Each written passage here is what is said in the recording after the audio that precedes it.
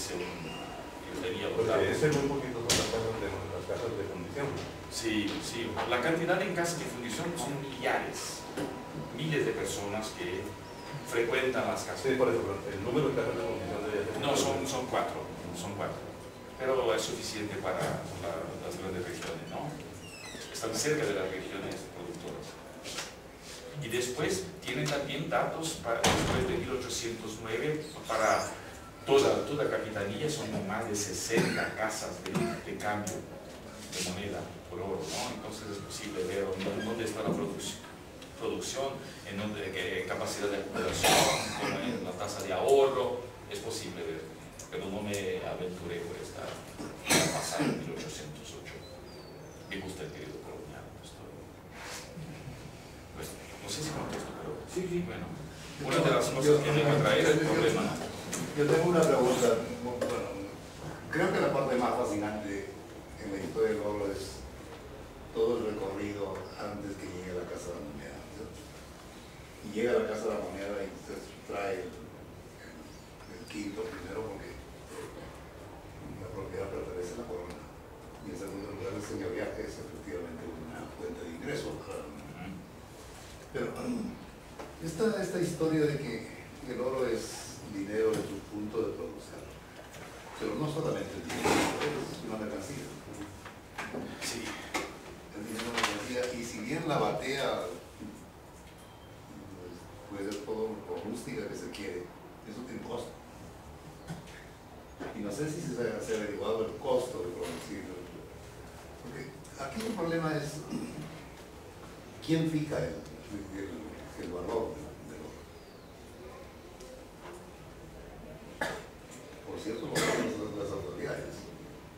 Pero ese precio fijado por las autoridades está medido a su vez por los costos que implican, en este caso, la extracción.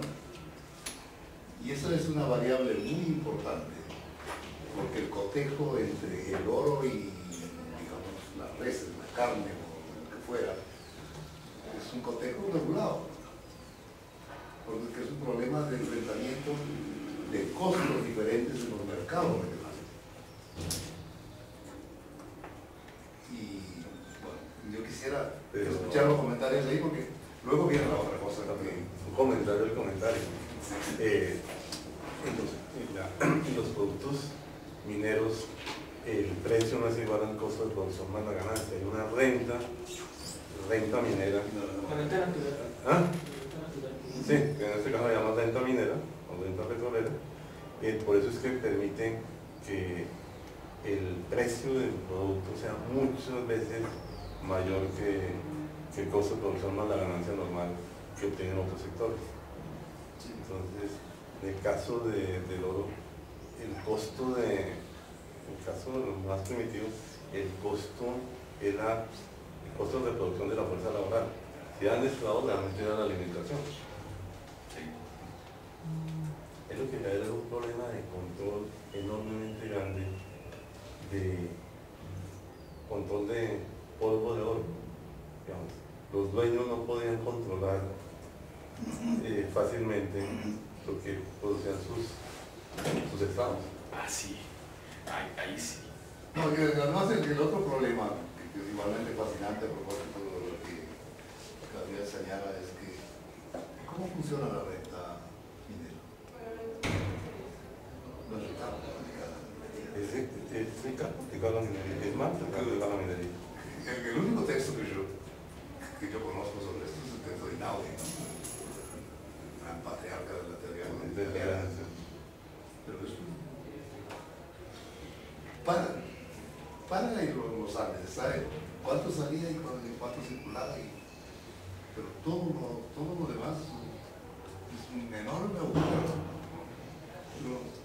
No, este es un problema, como digo. Tenemos un proyecto que se llama, es un proyecto de mediano plazo. Bueno, se ha vuelto de mediano plazo porque originalmente era de cortísimo plazo y se ha vuelto de mediano plazo porque no encontramos las fuentes. El proyecto tenía el título de Empresas Mineras en Minas Gerais. Y ahí trataríamos de costos de producción, de renta, etc.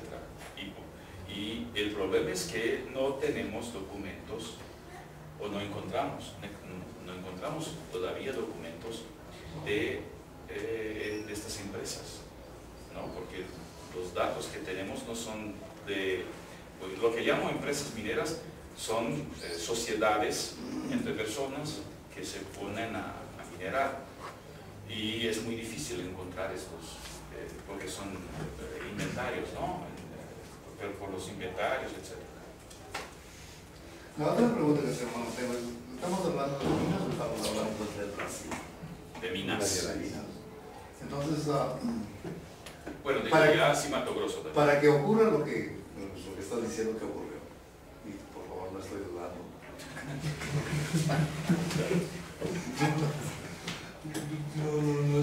no estoy dudando, es decir, sería deseable saber cuál era el tamaño de la población de minas.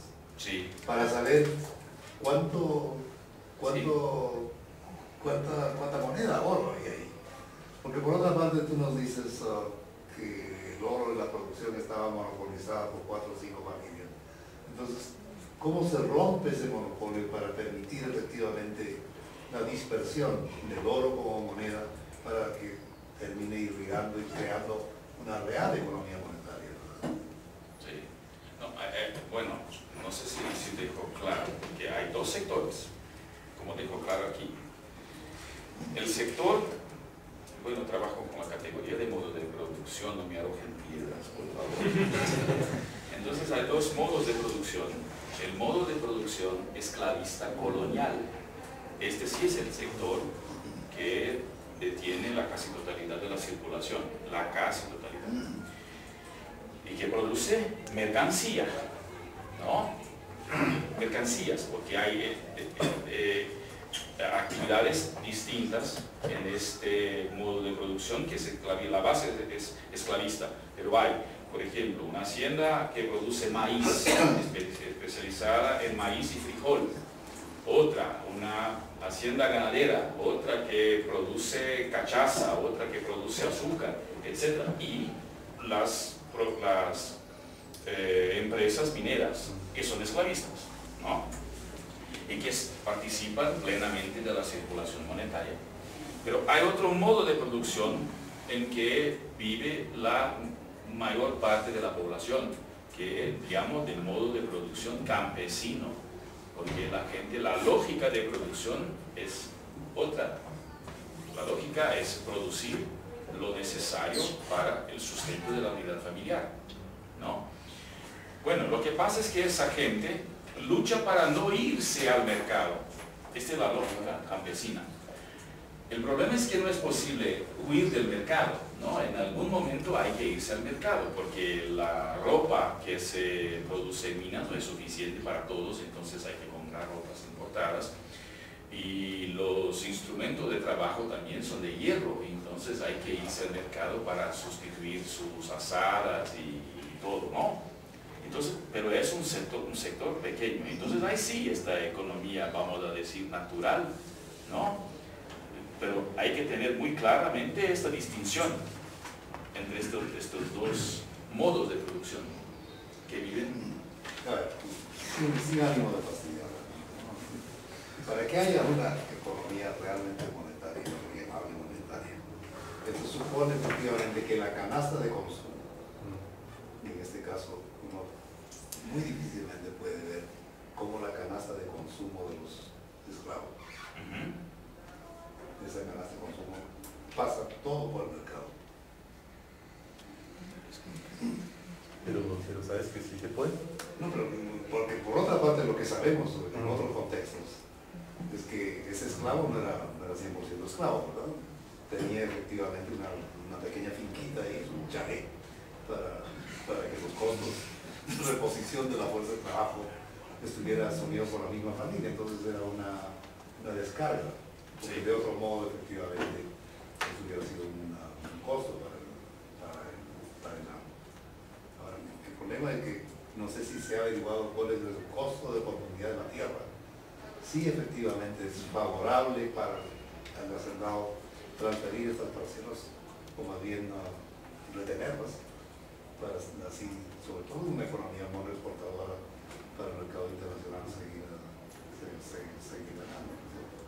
Entonces, esta es una dificultad que supongo que ustedes lo resolvieron. Pero quiero cerrar esta parte diciendo, recordando lo que pasa aquí, con los áreas de la mano. Es al profesor Barona que corresponde la idea del se llama entable, ¿no es cierto? Sí, claro. Pero le da circuito mina Hacienda. Es una fusión.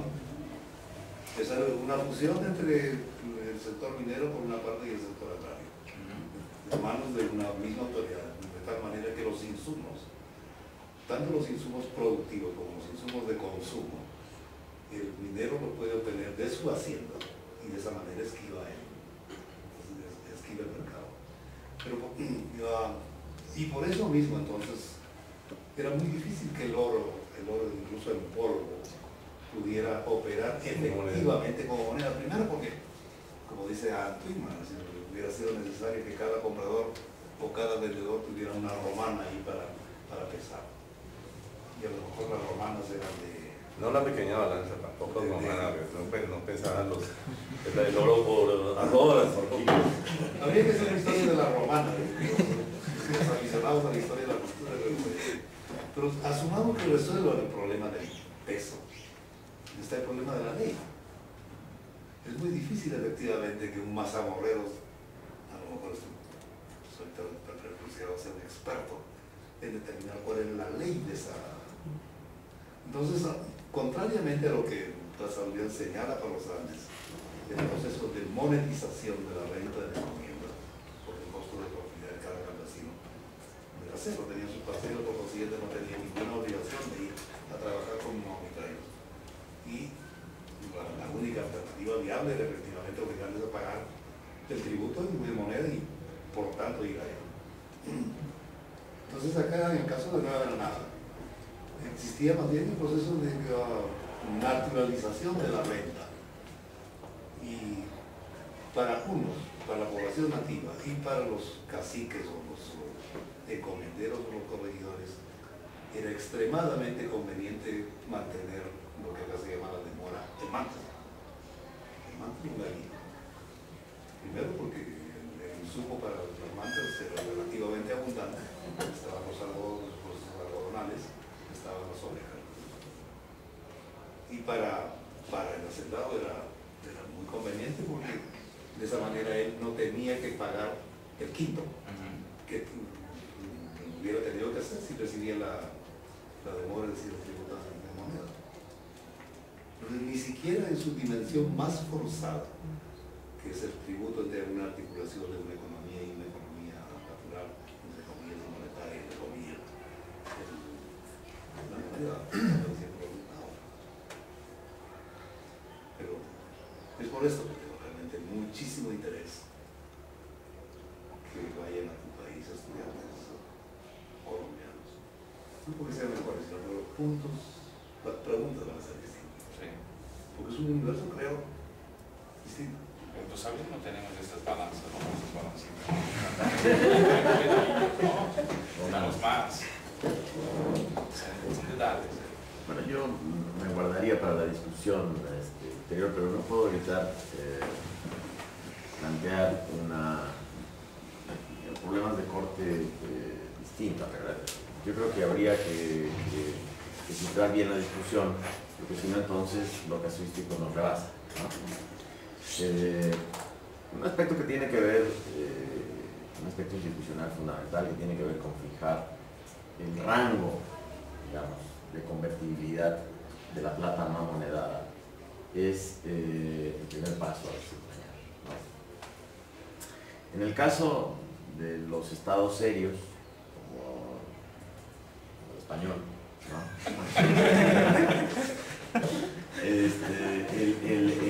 Era fundamental el ensayo, ¿no? Que en realidad era un reensayo, porque los mineros hacían su propio ensayo, ¿no?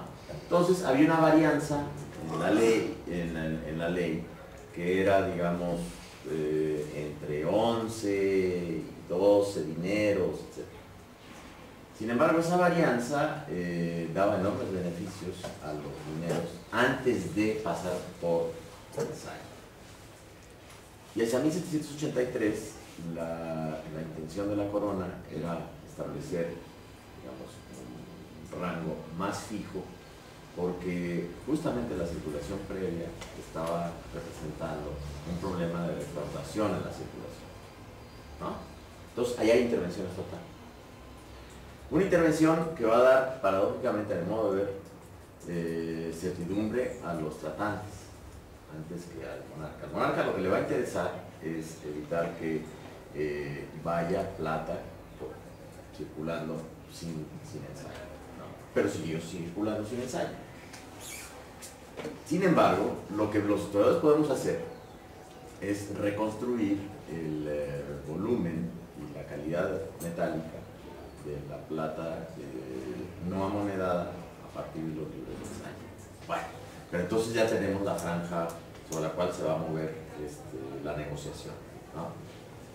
Sería, y segundo paso, analítico, muy difícil calcular la velocidad de circulación a partir de una estimación tan gruesa, ¿no? Pensando en una banda.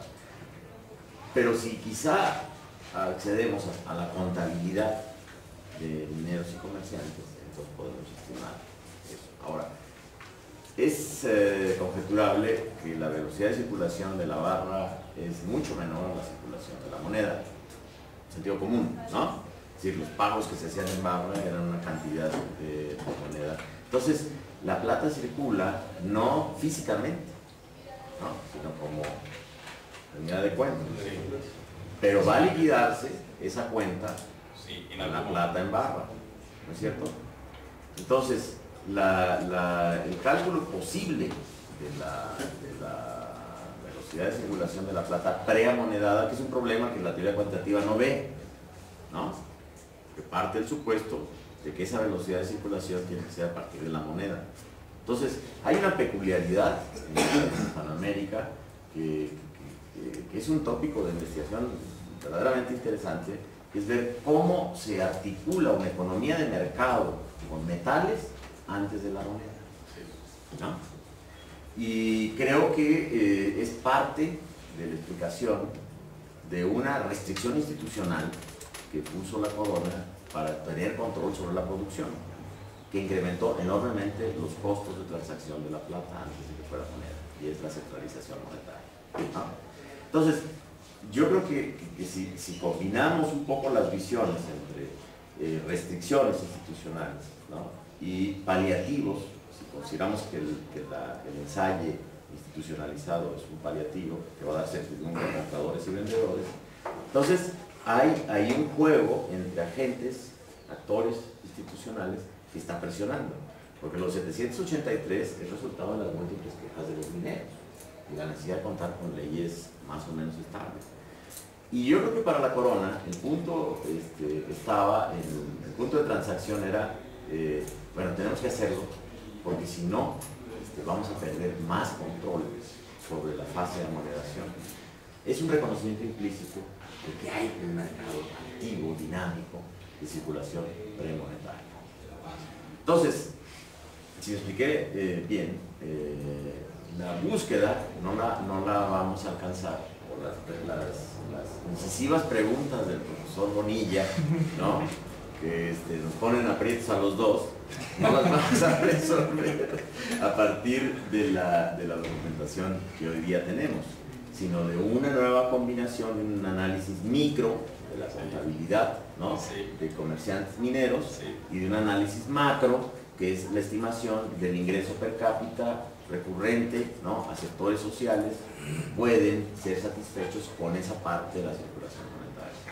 En todos los casos creo que va a ser un proxy rápido, así es que yo me curo desde ahora en salud, ¿no? Viendo los aprietos de Ángelo para no responder muy puntualmente a las incisivas preguntas. Una pregunta. Pero hay una cuestión interesante porque la característica, nosotros sabemos exactamente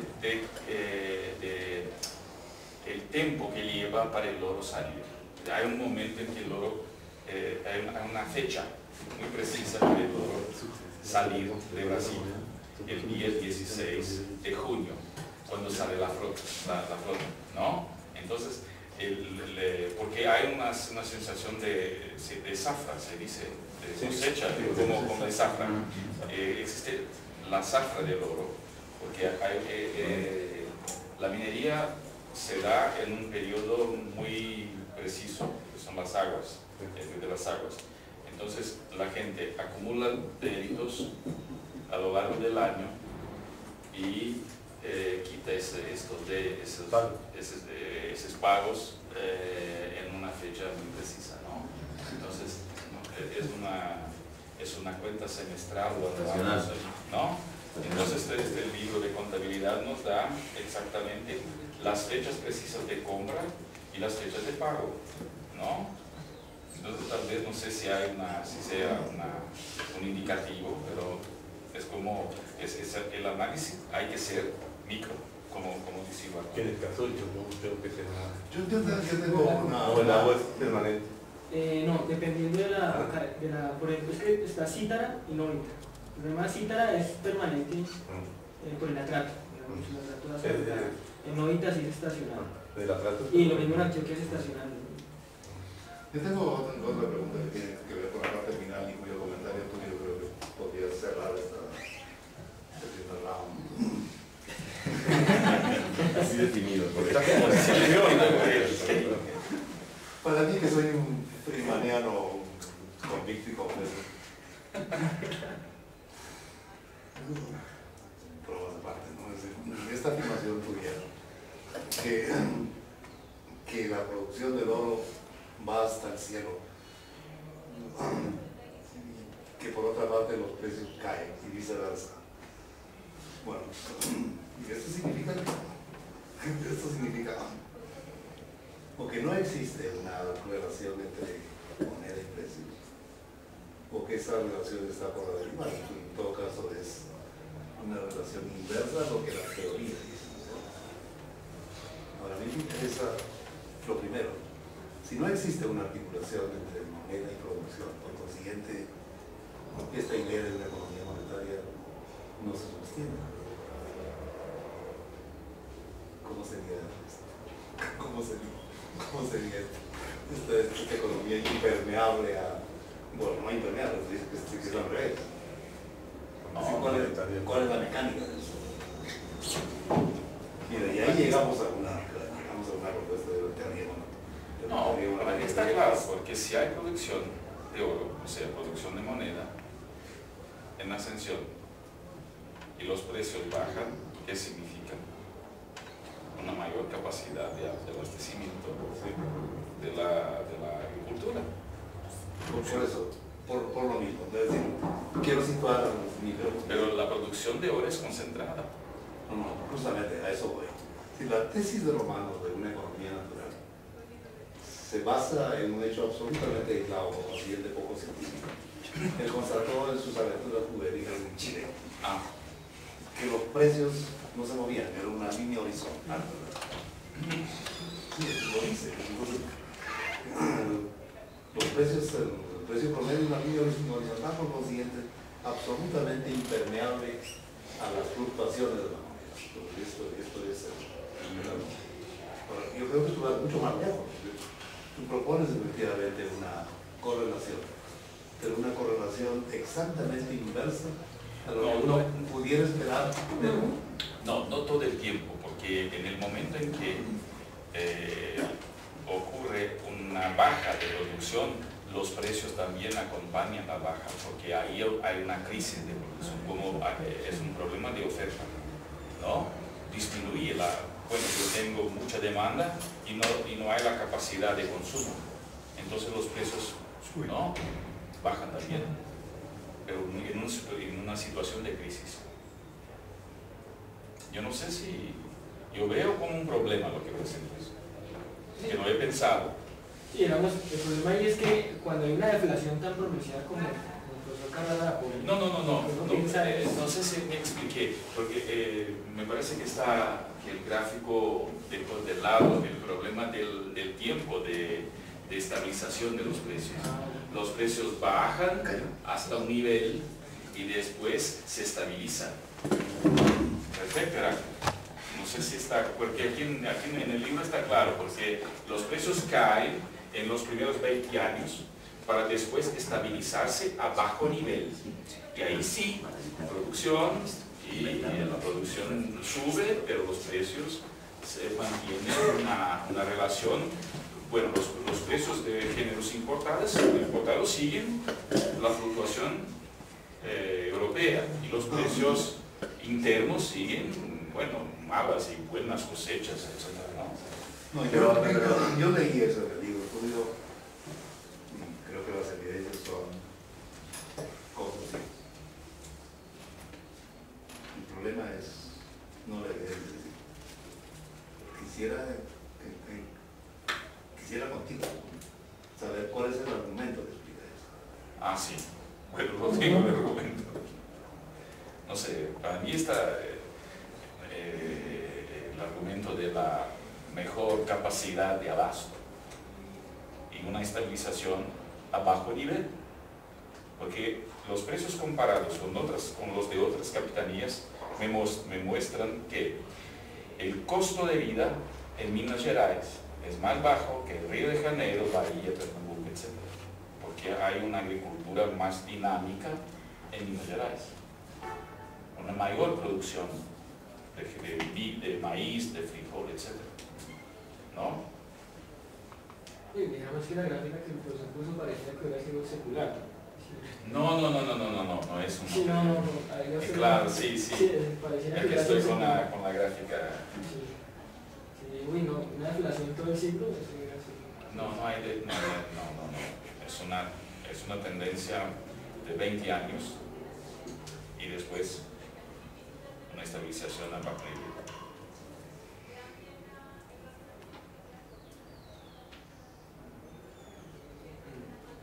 Yo tengo otra... Sí, o sea, quería preguntarle, o sea, usted ahorita está hablando, cuando nos echó el cuento, la historia que estaba muy interesante, de esa digamos, como ese contraste que había como del negro con el blanco, y de que el negro usaba esas ropas, sí, las pelucas, bueno, quería parecerse al blanco, o quería tener como un estatus, una aceptación dentro de esa sociedad. Pero a mí me surge una pregunta, y es una pregunta de pronto muy, no sé, bueno, digamos, cuando usted habla de que ellos tenían acceso, digamos, con la, ¿cómo se decía? Con lo que te acaba de con la batea, que cualquiera lo podía hacer. Eso fue lo que entendí, ¿no? Sí. Que cualquier persona, llámese negro, llámese, no sé si el blanco también lo hacía, yo creo que sí lo hacían, algunos lo hacían. Se metían a un río y sacaban el oro, esta cuestión. O sea, no, digamos, si nos vamos a la legalidad, vamos a la ley.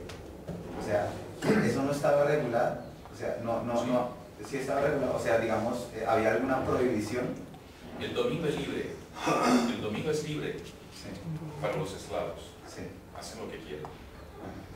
Entonces, si estás cerca de un arroyo que tiene oro, es una oportunidad que se presenta. Sí, pero digamos, eso no crearía como un problema social, como un conflicto, digamos, en el sentido de que, ejemplo, yo sé que es muy difícil y es tratar de compararlo viniendo del pasado ahorita aquí al presente. Digamos, por ejemplo, eso no generaría como un problema, bandidaje toda la vida. No, porque para el señor era un buen negocio. Sí, pero yo digo, o sea, no, digamos, yo creo que bandidaje y tráfico siempre ha habido y siempre lo va a haber. Pero digamos, eso digamos en ese tiempo no generó alguna clase también de problema. Por ejemplo, si uno mira lo que pasa en África con los diamantes de sangre. No. Cosas así, porque es que lo digo porque cualquier persona, usted lo contaba, usted lo decía de esa manera, cualquier persona podía tener acceso a eso, al oro. No, entonces, entiendo. Lo que pasa es que era una sociedad muy bien armada, ¿no? Si vas a los inventarios, y no entiendes por qué la gente tiene decenas de carabinas y no sé qué más. Es un verdadero ejército particular, las grandes empresas mineras, de los grandes propietarios. Es una sociedad muy armada, ¿no? Un buen ejemplo es la minería de diamantes. La minería de diamantes mantiene un control muy rígido sobre todos los esclavos. Por ejemplo, hay, ¿cómo decimos? Capataces. Sí. Capataces que cuidan de 15 esclavos y ellos tienen todo bajo sus ojos, esos esclavos, y cuando encuentran a un diamante hay que presentarlo y ponerlo en una cajita y después salen todos y pasan por una revista y entonces es todo muy controlado, ¿no? La minería de oro también, de las grandes empresas, ¿no? Y lo que pasa es que a los señores les interesaba que los esclavos, por ejemplo, se comprasen la libertad. ¿Y por qué? Porque recomponían el capital humano, ¿no? Por nuevos esclavos, porque era una mano de obra que se gastaba con mucha rapidez. El tiempo de vida útil de un esclavo es muy corto, principalmente en la minería, ¿no? Entonces era un buen negocio, era incentivar a los esclavos a que, bueno, compren su libertad, porque había un plus, ¿no?, que el señor obtenía. Y bandidaje, bueno, tuvimos, sí, pero fines del siglo XVIII son pandillas, ¿no?, de gente que se quedaba en los caminos y esperaba, es todo muy, pero es un periodo de decadencia.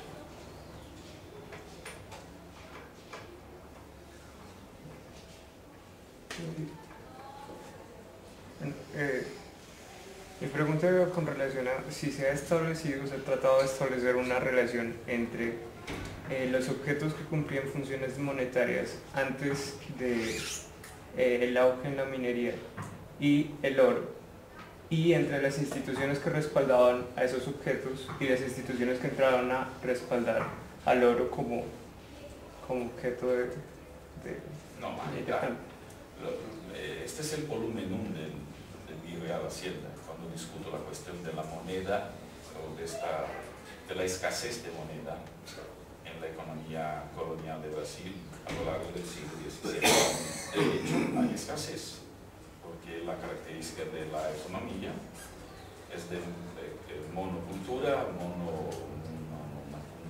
prácticamente solamente azúcar, y esto genera claramente una situación de escasez. Pero lo que pasa es que la gente, los contemporáneos, confundían falta de moneda, escasez de moneda, con crisis económica. Ellos no entendían que la naturaleza de la economía era de escasez y no había otras monedas que cumplían la función de la moneda de la moneda del virreis, de las moneditas portuguesas. No había.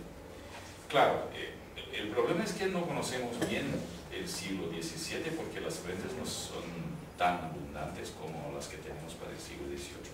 No tenemos libros de contabilidad para los siglos XVII, ni en Portugal ni en Brasil. En Brasil porque el clima no permite que estos papeles se conserven, pero en Portugal porque tuvimos el terremoto de 1755, el sismo de 1700 de Lisboa, que, como dicen los portugueses, todo ardió en el terremoto. Entonces, nada se recuperó ni los archivos, ¿no? Ese es un problema. Por favor, ¿en Brasil hubo una casa de la moneda, acuñación de moneda? Varias. Tuvimos una primera en Bahía, 1690. Y eso es muy importante, varias. Varias. La de Bahía, 1694, que no tiene nada que ver con producción de oro. Era para producir lo que llamamos moneda provincial. Perdón, pero lo que quiero también que me precise es qué cantidad de oro tenía la acuñación de cada moneda ¿O era solo todo oro? Todo oro. Todas las Una monedas. moneda de oro. Todo oro. Oro puro. ¿No? Entonces en Bahía se acuñaban monedas de cobre y no de plata, porque no tenía plata. Son monedas provinciales para cumplir una tarea de trueque. Dinero. Sí. Aquí también hay otra paradoja, para aludir a la experiencia de ese imperio serio que supuestamente sería el español. En el caso del oro, la producción muestra, con la extracción muestra una dimensión democrática. Cualquiera armado de una batea. El problema es que eso, visto esa experiencia en el espejo de Hispanoamérica, es una amenaza. Es una amenaza porque, por muy democrático que sea el punto de partida, el sistema funciona solo si retiras esa democracia y no normalizas. Sí. Todos los intentos de crear monedas diminutas para favorecer el intercambio, en el caso de Hispanoamérica, fue violentamente vetada y opuesta por los primeros interesados, los comerciantes. Entonces el corolario de esa oposición eran como las famosas tiendas de raya. Es decir, para un propietario de una mina o de una hacienda era literalmente un despilfarro tener que pagarles salarios en moneda. Les pagaban en rayitas y por lo siguiente les descontaban borrando las rayitas. Sí. Y en Brasil como... No, pues es lo que digo, es una sociedad esclavista, ¿no? Y no hay que pagar a nadie. Pero la gente que es libre es así, es la que tiene la moneda, es que hace la moneda circular, ¿no? Pero la moneda que circula no es una moneda más escritural. ¿Cómo qué? No, es moneda escritural, porque la moneda de cobre es rara y la moneda de oro no circula, no fue hecha, no vino al mundo para circular, sino para hacer pagos en el exterior. Entonces el pago se hace con oro en polvo. Pero Román usaba una expresión muy plástica. El oro es, por definición, la moneda de la circulación aristocrática. Yo creo que eso es lo que atiende Ruggiero. Perdón, Daquio. En una economía como la brasileña, donde la producción está orientada a la circulación aristocrática, todo el proceso que es parte de lo que a mí me gusta mucho de tu trabajo, por lo demás, es que muestra todo este proceso de aristocratización en el camino, pero que parte de una circulación, no sé si democrática, pero Sí, no sé exactamente, ¿no? Sí. Pero sí que parte, digamos, de una circulación molecular que va construyendo, ¿no? Sí. Esa circulación aristocrática y que tiene que explicarse por aspectos institucionales, culturales, ¿no? Sí. Y es ahí donde yo creo que también vale la pena recordar la visión de Ruggiero, que pueda plantearnos simetrías con lo que ocurre, lo que él llama la circulación no monetaria, ¿no? De los tlacos y los pilones en Hispanoamérica, porque entonces sí podemos poner términos simétricos del debate, ¿no? Y yo creo que puede salir de la discusión que tengamos acá, ¿verdad? Es decir, que alguno de ustedes se emprenda esa menuda tarea de comparar este proceso, ¿no? de control y de aristocratización de la circulación monetaria. Es parte importante de la estructura de poder de las colonias, ¿no? Esa es una dimensión muy importante, ¿no?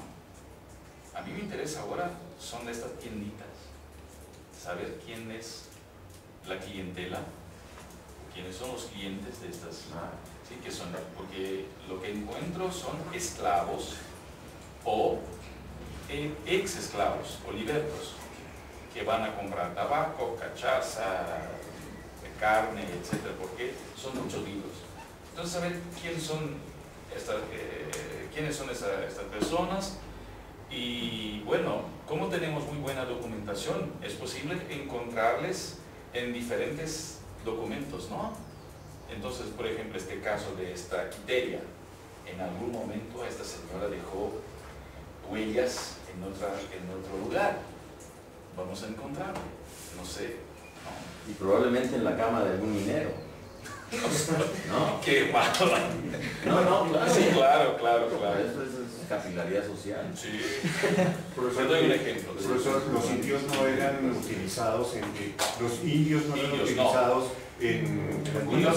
Curiosamente, la historia de Minas Gerais es una historia sin indios. ¿Qué razón era?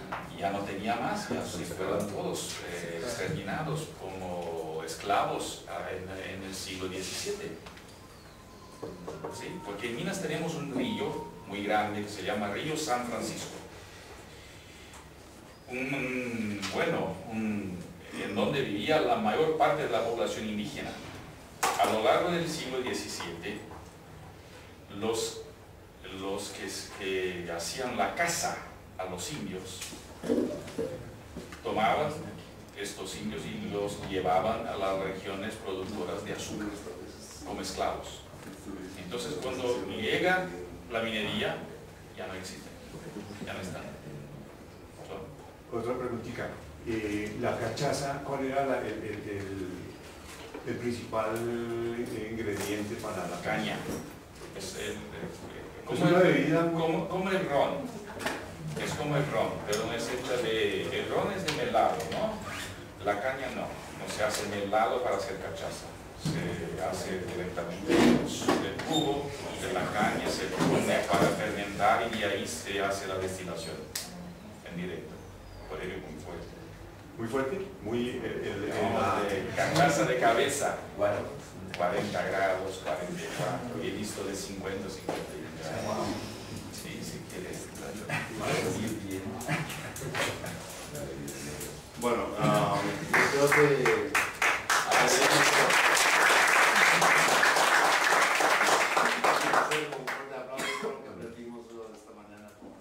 Estoy engañando.